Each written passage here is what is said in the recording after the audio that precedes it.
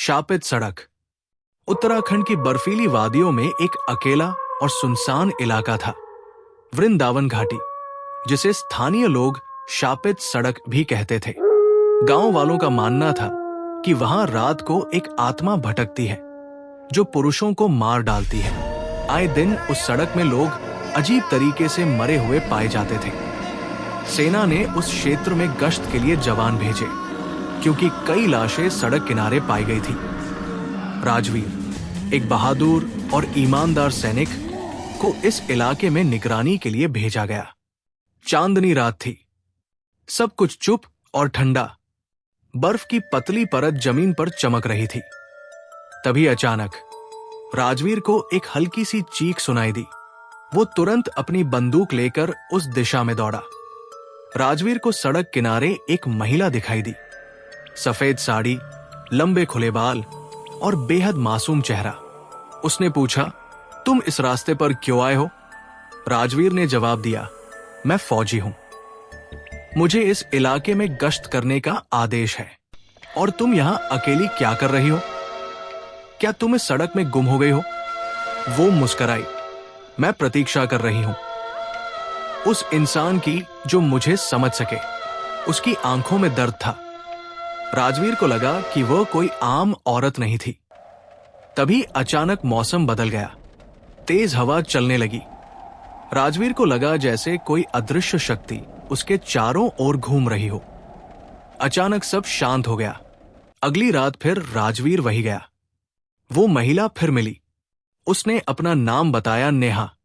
धीरे धीरे वो दोनों बातें करने लगे और राजवीर को उसमें कुछ खास दिखा। वो साधारण महिला नहीं थी, लेकिन नफरत और प्यार का अजीब मिश्रण। नेहा ने एक रात रोते हुए अपने बारे में सब कुछ बताया। 1 साल पहले मैं इसी रास्ते से अपने गांव लौट रही थी। 4 आदमी मेरी आबरू लूटना चाहते थे। मैं मदद के लिए चिल्लाई, लेकिन कोई नहीं आया। अंत में एक फौजी आया, ठीक तुम्हारी तरह।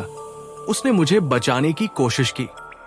मैं भाग सकती थी, लेकिन मैंने फौजी को बचाने के लिए खुद को आगे कर दिया और मेरी जान चली गई। राजवीर के गले में शब्द अटक गए। वो ये सुन के सोचने लगा कि जिस लड़की से वो बात कर रहा था वो एक आत्मा थी। तब से मैं हर उस पुरुष को मारती हूं जो रात को इस रास्ते से गुजरता है, क्योंकि मुझे भरोसा नहीं रहा किसी पर, सिवाय तुम्हारे। राजवीर अब रोज नेहा से मिलने जाने लगा।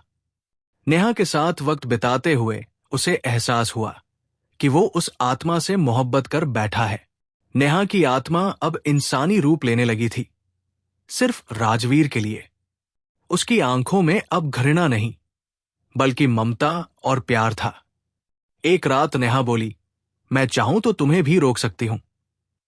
तुम्हारी आत्मा को अपने पास रख सकती हूं, लेकिन मैं तुमसे प्यार करती हूं, और प्यार का मतलब है मुक्त करना। राजवीर की आंखों में आंसू थे। मैं चाहूं तो तुम्हें इस बंधन से मुक्त कर सकता हूं। कैसे? नेहा ने पूछा। प्यार से। राजवीर ने गांव के पुराने मंदिर में जाकर नेहा की आत्मा की मुक्ति के लिए पूजा की। उसने नेहा के नाम पर एक दीपक जलाया और कहा, तेरा दर्द अब मेरा है। मैं हर रात यूम से मिलने आऊंगा जब तक तुम मुक्त नहीं हो जाती। नेहा की आत्मा सामने प्रकट हुई। अगर तुम चाहते हो कि मैं चली जाऊं तो मैं जाऊंगी, लेकिन क्या तुम मुझे भूल पाओगे? राजवीर ने कहा, नहीं, मैं तुम्हें अपने दिल में रखूंगा, हमेशा। उस रात नेहा ने पहली बार सूरज उगने से पहले खुद को हवा में मुक्त कर दिया। उसकी आत्मा हल्की हो गई और एक चमकते तारे में बदल गई। आज भी राजवीर वृंदावन घाटी की पोस्टिंग में है। वो हर रात उस चांदनी में अकेला चलता है, उसी पेड़ के नीचे बैठता है जहां नेहा से मिला था। वो पल उसके जीवन के कुछ सुनहरे पलों में से एक था। लोग कहते हैं कि अब उस रास्ते पर कोई आत्मा नहीं है। न उस सड़क में और मौतों की खबर आती है, न कोई अनहोनी या डरावनी चीजों का आभास होता है। सब कुछ जैसे शांत हो चुका था। पर राजवीर जानता है, प्यार की आत्माएं नहीं मरती। वो बस किसी की याद बनकर दिल में रह जाती है। ऐसी ही अनोखी कहानी सुनने के लिए हमारे चैनल को लाइक, शेयर और सब्सक्राइब करना न भूलें।